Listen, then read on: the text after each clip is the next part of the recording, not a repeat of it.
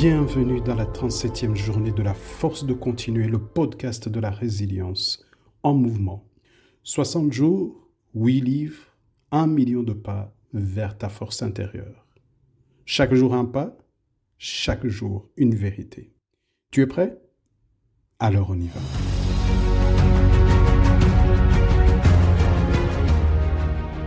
Aujourd'hui, avec le livre de David Goggins, on entre dans le dur.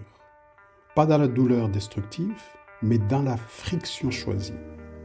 Car comme il dit, le confort n'est pas neutre.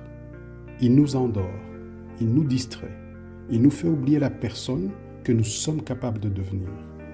Goggins parle souvent d'un esprit qu'on doit durcir, comme on développe une peau plus épaisse. Ce n'est pas pour se couper des autres, c'est pour rester debout quand ça secoue. Dans ce 37e jour, tu vas relever 2 défis. Le premier, il va renforcer notre mental. Pas à coup de théorie, mais à travers une action que tu évites régulièrement. Le second va nous faire explorer l'inconfort volontaire.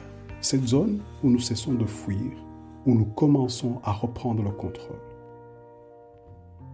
Pourquoi ces défis? Dans son livre Can't Hurt Me, David Goggins ne raconte pas simplement son parcours. Il l'utilise comme un laboratoire vivant de transformation mentale. À la fin de chaque chapitre, il propose un challenge, un défi d'intégration, un moyen de passer à l'action. Pourquoi? Parce qu'il sait que lire un livre, écouter un podcast ou même suivre une formation ne suffit pas. Le vrai changement vient quand nous confrontons notre corps, notre mental, notre routine. Ces défis sont là pour nous aider à réactiver notre capacité d'engagement, notre discipline et notre puissance personnelle. Certains sont simples, d'autres inconfortables, mais tous ont un point commun. Ils nous obligent à devenir acteurs de notre transformation, un pas après l'autre. Aujourd'hui, je t'invite à relever 2 de ces défis. Pas pour devenir Goggins, comme je l'ai dit hier, mais pour continuer à construire la version de nous qui ne fuit plus ce qui est nécessaire. Défi numéro 1. Endurcis le mental.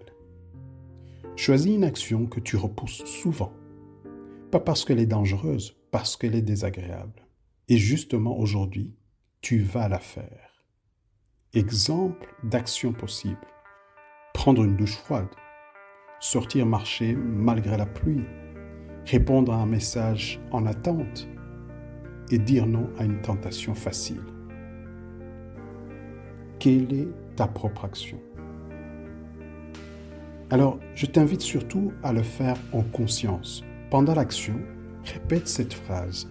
Je suis en train de me construire un mental inarrêtable. Après, note dans ton carnet ce que tu as ressenti, ce que tu as gagné en faisant cette action. Défi numéro 2. Apprivoiser l'inconfort. Le confort nous a été vendu comme une récompense, mais l'inconfort choisi, encadré et mesuré est un terrain de croissance. Aujourd'hui, programme un moment d'inconfort, pas subi, choisi. Exemple d'inconfort, écrire un message difficile à quelqu'un. Enlève une habitude facile pendant 24 heures, par exemple tout ce qui est sucre, écran, de télévision, de téléphone, des excuses que tu te formules souvent. Un autre exemple, bouge ton corps un peu plus longtemps que prévu aujourd'hui. Ou alors, affronte une situation que tu évitais. Si tes 2 défis forment un seul défi, ce n'est pas grave. L'important, c'est que tu le fasses aujourd'hui. Reste présent, respire et observe l'inconfort qui t'apprend. Et voici une question que tu peux te poser. Qu'est-ce qui grandit en moi quand je ne fuis plus? Imaginons maintenant que tu n'aies pas le temps. Choisis une chose inconfortable. Lance un chrono de 3 minutes et fais-le. Tu seras déjà en train de renforcer ton esprit. Pour te partager mon expérience, en 2014, pour augmenter mon niveau de discipline, J'ai fait une expérience de marcher sur des braises de charbon brûlantes.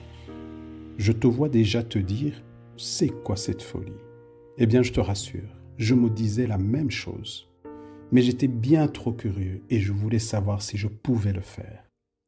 J'ai fait ça dans un stage bien encadré et j'ai réalisé à quel point la peur est un frein à beaucoup de choses. Depuis lors, j'ai même écrit un article à ce sujet pour expliquer comment c'est facilement faisable quand on dépasse sa peur et qu'on passe à l'action. Aujourd'hui, je suis encore plus discipliné qu'à cette époque, mais il y a toujours du chemin devant moi. Je te mettrai mon article en plus de ce podcast. Eh bien, chaque pas vers l'inconfort maîtrisé renforce ta stabilité intérieure. Et ce que tu fais aujourd'hui, c'est plus qu'un entraînement. C'est un signal envoyé au cerveau, je suis prêt à être plus fort que mes habitudes. Je profite de ce message pour redire un grand bravo à Lilios et Benoît qui ont atteint depuis quelques jours les 750 km, le million de pas. Eh bien, continuons un pas à la fois, à demain, dans la force de continuer.